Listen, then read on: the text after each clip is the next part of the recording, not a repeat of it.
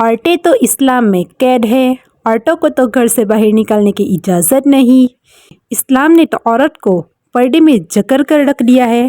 یہ سب غلط فہمی ہے۔ اسلام نے عورت کو جو حقوق دیے ہیں اور جو عزت دی ہے وہ آج تک کسی مذہب نے نہیں دی۔ پہلے ہم ذرا بات کر لیں اس پر کہ اسلام دنیا میں آنے سے پہلے عورت کا کیا حال تھا۔ اسلام سے پہلے عورت صرف اور صرف مردوں کی خواہش پوری کرنے کا ایک کھلونا تھی۔ عورت کو محنت مزدوری کر کے کمانا پڑتا تھا اور وہ کمائی سب مردوں کو دینا پڑتی تھی، اور وہ مرد پھر عورتوں پر ایک روپیہ بھی خرچ نہیں کرتے تھے۔ عورتوں کو جانوروں کی طرح مارتے تھے اور ذرا سی غلطی پر دردناک سزا دیتے تھے اور قتل کر دیتے تھے، اور باپ کے مر جانے کے بعد جیسے بیٹے باپ کی جائیداد کے مالک بن جاتے ہیں ویسے ہی اپنی ماں کے بھی مالک بن جاتے تھے، ان کو لونڈی بنا کر رکھتے تھے۔ عورتوں کو میراث میں سے کوئی حصہ نہیں ملتا تھا، اور بیٹی پیدا ہونے پر وہ شرم محسوس کرتے تھے اور زمانے سے بچنے کے لیے زندہ دفن کر دیتے تھے۔ عدت کے بارے میں بھی ایسی واہیات رسمیں جاری کی تھی کہ عورت جیسے کوئی انسان نہیں، حیوان ہے۔ عورتیں تڑپ تڑپ کر مر جاتی تھیں لیکن ان کو پوچھنے والا کوئی نہیں تھا۔ یہ تھا عورت کا حال۔ اور پھر ہمارے نبی صلی اللہ علیہ وسلم کی آمد ہوئی۔ اللہ اکبر، قربان جاؤں میرے پیارے نبی صلی اللہ علیہ وسلم پر، کیونکہ ہمارے نبی نے عورتوں کو وہ عزت دی کہ اس زمانے میں کوئی تصور بھی نہیں کر سکتا تھا۔ عورتوں کے حقوق کے لیے قرآن شریف میں کئی آیتیں نزول ہوئی۔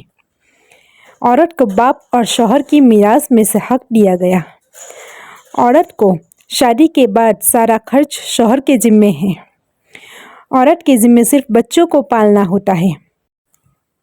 پھر تو یہ اچھی بات ہوئی نا کہ اگر عورت کے سر پر کمانے کا بوجھ نہیں ہوگا تو وہ اپنے بچوں کو ٹائم دے پائے گی، اپنے بچے کسی کے پاس چھوڑنے نہیں پڑیں گے، ہماری خود کی نگرانی میں ہماری اولاد بڑی ہوگی، اور عورت کو علم حاصل کرنے کا بھی پورا حق ہے، کوئی اسے روک نہیں سکتا۔ عورت دین دنیا ہر طرح کا ایجوکیشن حاصل کر سکتی ہے۔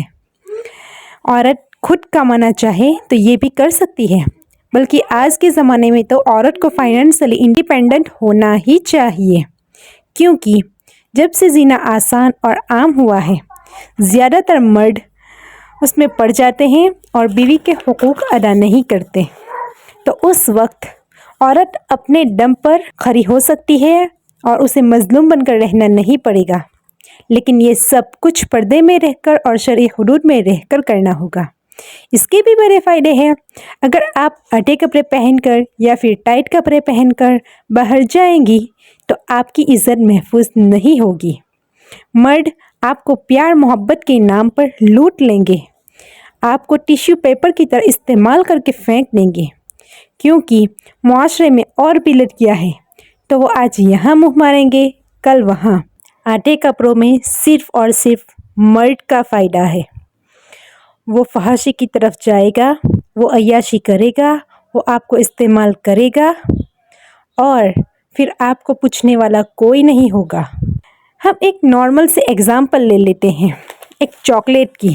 اگر ایک چاکلیٹ کو آپ اوپن کر کے کھلا کر دو اور ایک کو پیک ہی رکھو، ظاہر سی بات ہے کون سی والی چاکلیٹ حفاظت میں رہے گی؟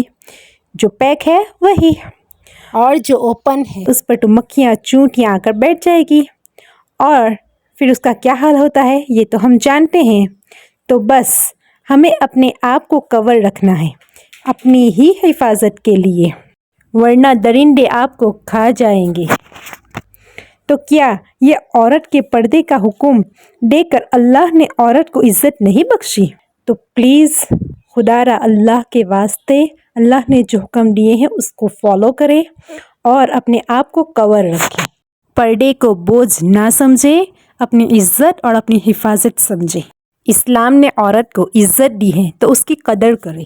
آج ویسٹرن کلچر میں رائٹس آف وومن کے نام پر عورتوں کی عزت کی دھجیاں اڑائی جا رہی ہیں، اور آزادی کے نام پر اگر چھوٹے یا چست لباس پہننا تو جو فحاشی مرد ہیں وہ آپ کو استعمال کر کے پھینک دیں گے، تب پتہ چلے گا کہ اللہ نے ہمیں یہ حکم کیوں دیا۔ ہمیں اپنی ذات کو کھلا نہیں چھوڑنا چاہیے، کیونکہ عورت بہت قیمتی ہے اور قیمتی چیز ہمیشہ چھپائی جاتی ہے۔ اور زینا اتنا آسان ہوگا تو پھر مرد نکاح کی طرف کیسے آئیں گے؟ ویسٹرن کلچر میں تو ہسبینڈ وائف کا خرچ بھی نہیں اٹھاتا، دونوں ایک گھر میں رہتے ہوئے بھی شوہر اپنا کما رہا ہے اور بیوی اپنا کما رہی ہے۔ بھلا یہ کوئی بات ہوئی؟ جبکہ اسلام میں تو مرد کو کہا گیا ہے کہ آپ کی شادی ہو گئی، اب بیوی آپ کی ذمہ داری ہے، تم جو کھاؤ وہ اسے بھی کھلاؤ، تم جو پہنو وہ اسے پہناؤ۔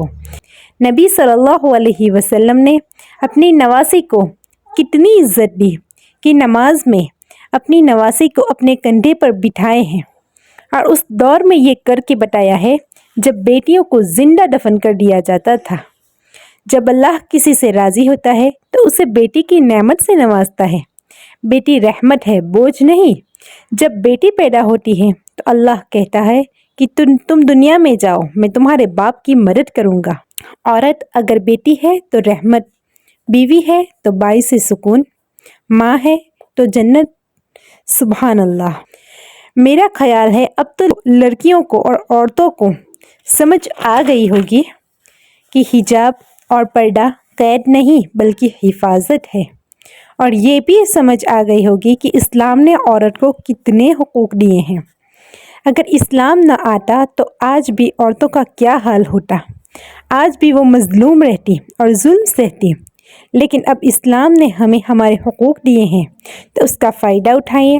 عورت سب کچھ کر سکتی ہے شرعی حدود میں رہ کر، وہ حدود میں بھی عورت کا ہی فائدہ ہے، اور اگر کہیں پر عورتوں کو اپنے حق نہیں دیے جاتے تو وہ آواز اٹھائے اپنے ساتھ ہوتے ہوئے ظلم کے خلاف۔